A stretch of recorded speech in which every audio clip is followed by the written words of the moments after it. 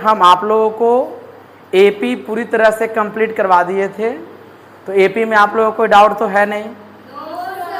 अब हम लोग आगे बढ़ते हैं जीपी की ओर। तो जीपी का भी जो कॉन्सेप्ट था, तो जीपी के कॉन्सेप्ट भी हम आपको करवा दिए थे। सबसे पहले आपको जीपी यानी जियोमेट्रिक प्रोग्रेशन जो गुणोत्तर श्रेणी था, आपको सबसे पहले ये मैंने बताया कि इसको कैसे पहचानेंगे कि कोई भी श्रेणी यानी सीरीज जो है, सीक्वेंस है, एपी में होगा या जीपी में होगा। तो उसके लिए भी मैंने आपको बताया कि गुणोत्तर श्रेणी में आपका एक वर्ड आया था कॉमन रेशियो।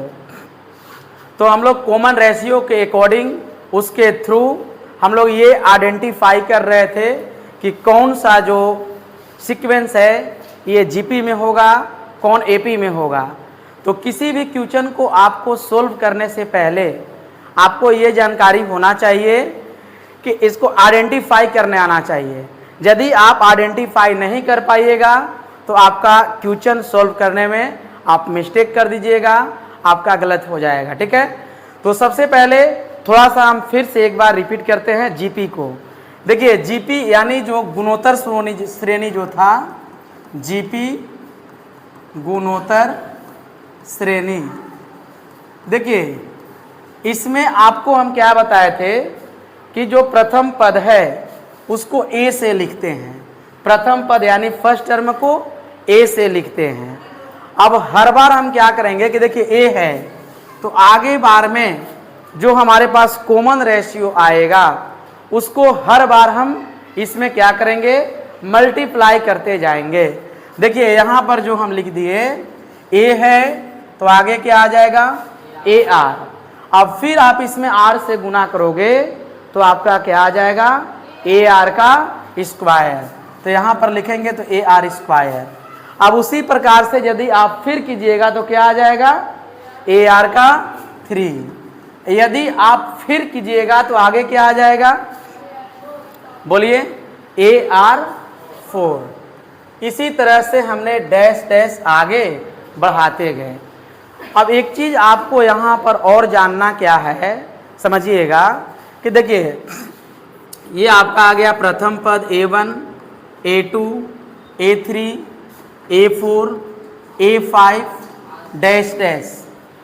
देखिए यहाँ पर आपको ये नोटिस करने वाली बात क्या है कि प्रथम पद में हमने सिर्फ क्या लिखा, A। दूसरा वाले पद में हम क्या किए कि A गुना R यानी AR। दूसरा पद जो था तो AR लिख दिए। तीसरा वाला पद में हम क्या लिख दिए हैं, A2 लिख दिए। तो यहाँ पर हमको क्या देखने को मिल रहा है कि दूसरा पद है तो यानी कि R 2 माइनस 1 तो AR आ गया। तीसरा वाला में देखे कि यहाँ तीसरा पद है तो R में 1 घटा दिए 2। फिर चौथा पद है तो R में हम लोग क्या कर दिए, 1 को सेपरेट कर दिए। तो उसी तरह से यदि आपका an पद आएगा तो an R के पावर n माइनस 1, ये जीपी वाला हो गया। अब इससे सबसे पहले आपका आया फर्स्ट टर्म। फर्स्ट टर्म का मतलब हो गया प्रथम पद, जिसको आप a से डिनोट किए। आप लोग ये सीख गए हैं, जानते हैं। चलिए इसके बाद एक और वर्ड आया कॉमन रेशियो। तो कॉमन रेशियो जिसे हम R से डिनोट करते हैं, तो इसको आपको ये ध्यान में रखना है कि आप कॉमन डिफरेंस जब एपी में निकाल रहे थे तो एपी में क्या था कि सेकेंड में से फर्स्ट को सब्ट्रैक्ट कर रहे थे यानी घटाव कर रहे थे। यहाँ आपको भाग देना है, तो यहाँ यदि आप भाग दीजिएगा तो second term by first term, इससे आपका कॉमन रेशियो निकल जाएगा। एक और जो आपका आया था वर्ड, इसमें आपका क्या था कि टीएनवा पद निकालना है, यानी an बोलिए या टीएन, ठीक है ना। तो सबसे पहले तो इसमें a का a से गुना करेंगे ही, यानी प्रथम पद से गुना होगा ही।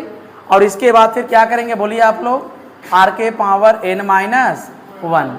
इनमें सबसे पहले हम लोग ये चेक करेंगे कि ये गुणोत्तर श्रेणी में है या नहीं है। बाकी पीछे वाला कंसेप्ट आप लोग को लिखा हुआ है ना कॉपी में, कुछ कुछ क्वेश्चन भी बताए थे। तो आज हम लोग जीपी से संबंधित एनसीईआरटी में जो क्वेश्चन दिया हुआ है तो वो सारे क्वेश्चन को सोल्व करेंगे। आप लोग को